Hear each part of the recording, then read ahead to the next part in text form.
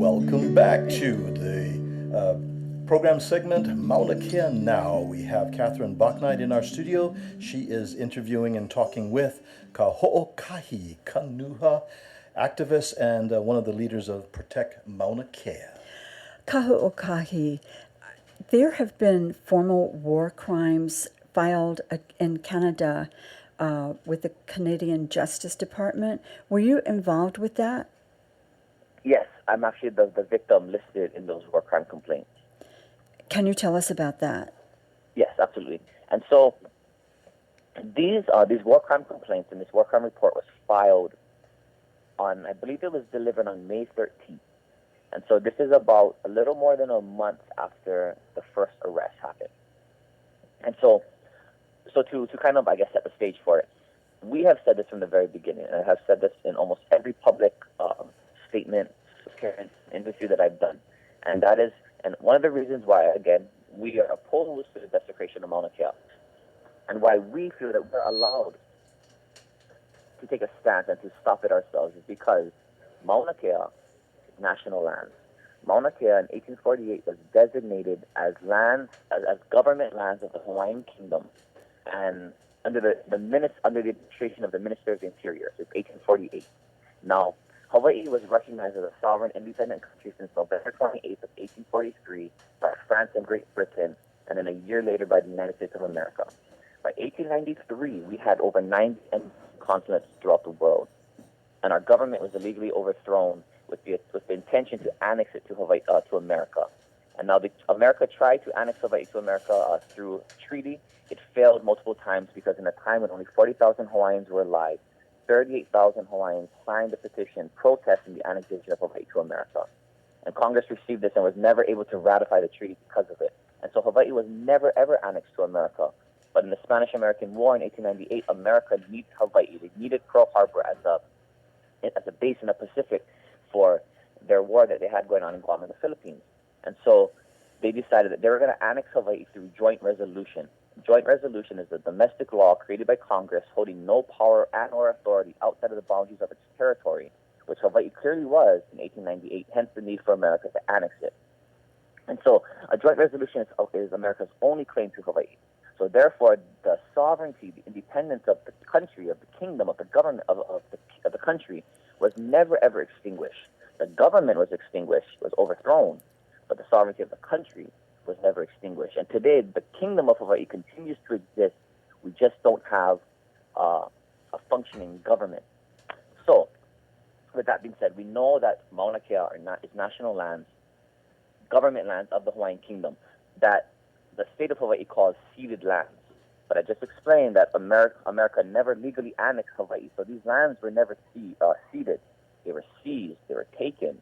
And so we never did consent to the taking of these lands. We never have consented to the destruction and the desecration of these lands. We never have consented to not having a say, to not having a place in our lands, in our homeland.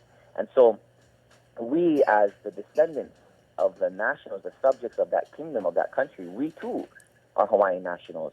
And it is our responsibility to protect Mauna Kea as national lands. So when TNT and the enforcements come up to desecrate and to arrest our people, they are committing war crimes. Because Hawaii was never legally annexed, we are under a prolonged and illegal occupation by the United States of America. Very similar to the occupation of America in Iraq, or the occupation of Iraq by America. And under an occupation, the occupying state, which in this case is America, needs to administer the laws of the occupied state, which would be Hawaii. If not, that's what makes this occupation illegal. And so because they are not administering the right rules, there are war crimes that are taking place in Hawaii. And so there are 3 war crimes that we filed and reported to the Canadian government. One is destruction of property. And so because that is government property, it is illegal.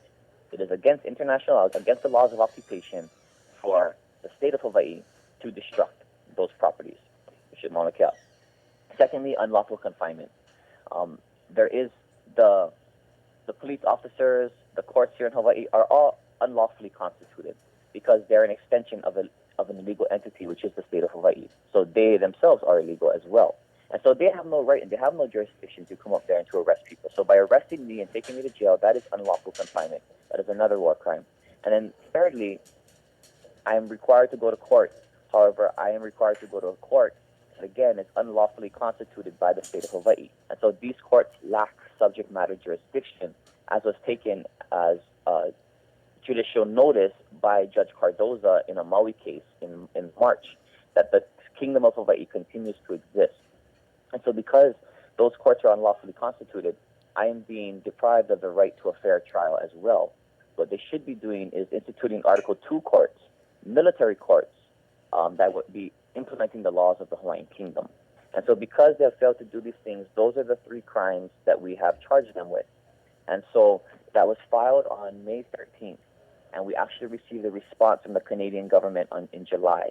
Because in May, they assured us that they would go ahead and perform a preliminary inquiry into these complaints. They did it. They responded back to us. And in their letter, they did not deny that war crimes are taking place in Hawaii. They did not deny that Hawaii is not a part of the United States. What they said is that they have done their preliminary inquiry and they've looked into the situation, and unfortunately, they have determined that they do not have jurisdiction to prosecute based on Article 8 of the Canadian War Crimes Statute. But in Article 8, it lists who is eligible. And so the victim, and I'm presented as a victim in that report, must be a Canadian citizen in order for them to prosecute. So we do not fulfill that. Or the perpetrator must be a Canadian citizen, which again, we do not fulfill. Or the perpetrator must be employed by Canada or a Canadian citizen in a civilian capacity. And that's where we have many perpetrators. And so we have revised the letter. We have made it more clear who the perpetrators are, and we have sent it, we have resubmitted it to the Canadian RCMP, the Royal Canadian Mounted Police, which is a division extending from the Department of Defense, working on war crimes. And we laid out how these new perpetrators that we're listing do meet the requirements of Section 8 of the Canadian War Crimes. And so we're moving forward with that. But basically what we're trying to do is we're taking this internationally. The state of Hawaii has shown that it is not going to do what is lawful, what is just. The United States of America has showed a complete failure to do that as well for the last 122 years. And so we're taking out through other countries because Canada has a treaty, a standing treaty with Hawaii from 1851. And so we are trying to get other countries to recognize what's happening in Hawaii and to recognize our continued independence despite America's 122 years of propaganda and brainwash that they have conducted not only in Hawaii but throughout the world. And so our war crimes are moving forward. Again, I can't really speculate or contemplate what's going to happen in the future. All we do know is that they have a process, or they have procedures, and we have been assured that they will follow them. And if they do follow them, I am quite confident that that our claims and our reports will continue to move forward in the international arena. Okay, thank you. We're talking to Kahookahi Kanuha. And one last question. If probable cause is found, will a criminal investigation be launched? If a what? Sorry? If a probable cause is found, will a criminal investigation be launched? Yes. So that was the point of the preliminary inquiry, was to see if there was any probable cause to go ahead and launch a criminal investigation. So when they send a letter, it does seem like, again, they didn't deny that there was probable cause. What they said is, unfortunately, we cannot prosecute due to Section 8 of the article of the War Crimes Statute. So, but that insinuates that someone does have the jurisdiction to prosecute. It's just not them under those conditions because of the way that the perpetrators were laid out for them. So I'm assuming that now that we can, again, it's an assumption, it's a presumption as well. But now that we are fixing and again laying out more clearly who the perpetrators are and how they fulfill Section 8 of the War Crimes Statute, then now they do have jurisdiction to prosecute. And so we do anticipate that with the receiving of this edited and resubmitted letter, that they will go ahead and launch a criminal investigation. And that would be something that would really, really, really change things up, and I think throw a big wrench in what's happening right now. not just with Mauna Kea, but what's happening in the world with politics and with America. But again, we're not putting all of our eggs in one basket. We're trying multiple ways, we have truth on our side, no matter which way we look at it. And if we want to take this from a cultural perspective, a spiritual, religious perspective, an environmental perspective, a political perspective, whichever way we want to hit it, the truth is on our side. And so we're trying. We're going to try all of them, and if we can hit this thing 10 different ways, we only need one of them to work. Okay. And the primary goal at this point is to stop further desecration of Mauna Kea, protect it, and once we have that ensured, then we can continue on this path of attacking, in a sense, and addressing other issues. And the ultimate issue that we need to get to, and we started that with Mauna Kea, is the illegal occupation of Hawaii by America. But I'm excited to see what's happening in Canada, because there's also war crimes that have been filed in New Zealand as well as Switzerland.